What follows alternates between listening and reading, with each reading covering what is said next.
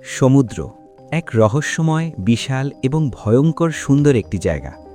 শান্ত সমুদ্র যেমন মানুষের মনকে মুগ্ধ করে, তেমনি অশান্ত সমুদ্র রূপ নিতে পারে এক প্রলয়ঙ্করী দানবের। কল্পনা করুন, মাঝ সমুদ্রে আপনি এমন একটি জাহাজে আছেন যার চারদিকে ৫০ থেকে ৬০ ফুট উঁচু বিশাল ঢেউ আর ঘণ্টায় ১০০ কিলোমিটার বেগে আছড়ে পড়ছে ঘূর্ণিঝড়। সাধারণ মানুষের কাছে এটি নিশ্চিত মৃত্যুর ফাঁদ মনে হলেও অবাক করার মতো বিষয় হল, আধুনিক জাহাজগুলো এই ধ্বংসাত্মক পরিস্থিতি জয় করার জন্যই তৈরি করা হয়। কিন্তু কিভাবে হাজার হাজার টন ওজনের একটি লোহার স্ট্রাকচার সমুদ্রের এই তাণ্ডব থেকে নিজেকে বাঁচিয়ে রাখে? আজকের ভিডিওতে আমরা জানব সমুদ্রের বুকে জাহাজের টিকে থাকার সেই অবিশ্বাস্য ইঞ্জিনিয়ারিং এবং নাবিকদের সাহসিকতার গল্প। ঝড়ের বিরুদ্ধে জাহাজের প্রথম ঢাল হল এর নিজস্ব গঠন এবং ইঞ্জিনিয়ারিং। একটি জাহাজকে এমনভাবে ডিজাইন করা হয় যেন তা যে কোনো পরিস্থিতিতে পানিতে ভেসে থাকতে পারে। এর পেছনের মূল বিজ্ঞানটি হল প্লবতা এবং ভার কেন্দ্র বা সেন্টার অফ গ্র্যাভিটি। জাহাজের সবচেয়ে ভারী অংশ অর্থাৎ ইঞ্জিন এবং ভারী কার্গোগুলো জাহাজের একেবারে নিচের অংশে রাখা হয়। এর ফলে জাহাজের ভার কেন্দ্র থাকে পানির লেভেলের নিচে।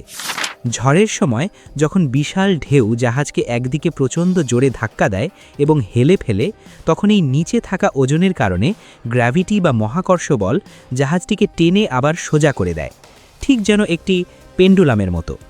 এছাড়া জাহাজের ভেতরে থাকে অসংখ্য ওয়াটারটাইট কম্পার্টমেন্ট বা পানি নিরোধক প্রকোষ্ঠ। ঝড়ের ধাক্কায় যদি জাহাজের কোনো একটি অংশে ফাটল ধরে এবং পানি ঢুকতে শুরু করে, তবে ক্যাপ্টেন সাথে সাথে সেই নির্দিষ্ট প্রকোষ্ঠের দরজা বন্ধ করে দেন। ফলে পুরো জাহাজে পানি ছড়াতে পারে না এবং জাহাজ ডোবা থেকে রক্ষা পায়। লক্ষ্য করলে দেখবেন জাহাজের সামনের অংশটি বেশ চোকা হয়। একে বলা হয় বাল্বাস বো। এটি ঢেউকে কেটে জাহাজের সামনের দিকে এগোতে সাহায্য করে এবং ঢেউয়ের আঘাতের শক্তিকে অনেক গুণ কমিয়ে দেয়। যুদ্ধে জেতার সবচেয়ে ভালো উপায় হল যুদ্ধ এড়িয়ে চলা। সমুদ্রে জাহাজের ক্ষেত্রেও একই কথা প্রযোজ্য। আধুনিক জাহাজগুলোতে একটি ঝড়কে মোকাবিলা করার চেয়ে সেই ঝড়কে এড়িয়ে যাওয়ার উপর বেশি জোর দেওয়া হয়। জাহাজে থাকে অত্যাধুনিক আবহাওয়া র্যাডার, স্যাটেলাইট কমিউনিকেশন এবং ওয়েদার রাউটিং সফটওয়্যার। পৃথিবীর যে কোনো মহাসাগরে কোথায় নিম্নচাপ তৈরি হচ্ছে, বাতাসের গতিবেগ কত এবং ঢেউয়ের উচ্চতা কেমন হতে পারে, তার লাইভ আপডেট ক্যাপ্টেনের কাছে চলে আসে। এই ডেটা বিশ্লেষণ করে ক্যাপ্টেন এবং তার টিম অনেক আগে থেকেই জাহাজের রুট পরিবর্তন করে ফেলেন। তারা হয়তো গন্তব্যে পৌঁছতে কয়েকদিন বেশি সময় নেন, কিন্তু ঝড়ের কেন্দ্রবিন্দু থেকে জাহাজকে নিরাপদ দূরত্বে সরিয়ে নেন। কিন্তু প্রকৃতি সবসময় মানুষের পরিকল্পনা অনুযায়ী চলে না। যদি হঠাৎ করেই জাহাজ ঝড়ের কবলে পড়ে যায়, তখন কি হয়? যখন ঝড় এড়ানোর আর কোনো উপায় থাকে না, তখন শুরু হয় প্রকৃতির সাথে সরাসরি যুদ্ধ। এই মুহূর্তে জাহাজের ক্যাপ্টেনের নেওয়া প্রতিটি সিদ্ধান্ত জীবন মরণের পার্থক্য গড়ে দিতে পারে। সমুদ্রের সবচেয়ে বড় বিপদ হল ব্রডসাইড ওয়েভ, অর্থাৎ ঢেউ যদি জাহাজের ঠিক পাশ থেকে আঘাত করে। এতে জাহাজ খুব বেশি ডানে বামে দুলতে থাকে, যাকে রোলিং বলে। অতিরিক্ত রোলিংয়ের ফলে জাহাজ উল্টে যেতে পারে। এই বিপদ এড়াতে ক্যাপ্টেন জাহাজটিকে ঘুরিয়ে ঠিক ঢেউয়ের দিকে মুখ করে দেন। জাহাজ তখন ঢেউয়ের পাশ দিয়ে না গিয়ে সরাসরি ঢেউয়ের ওপর দিয়ে ওঠে এবং নামে। একে বলা হয় পিচিং। এটি জাহাজের জন্য অনেক বেশি নিরাপদ। এই সময় ক্যাপ্টেন জাহাজের গতি কমিয়ে দেন।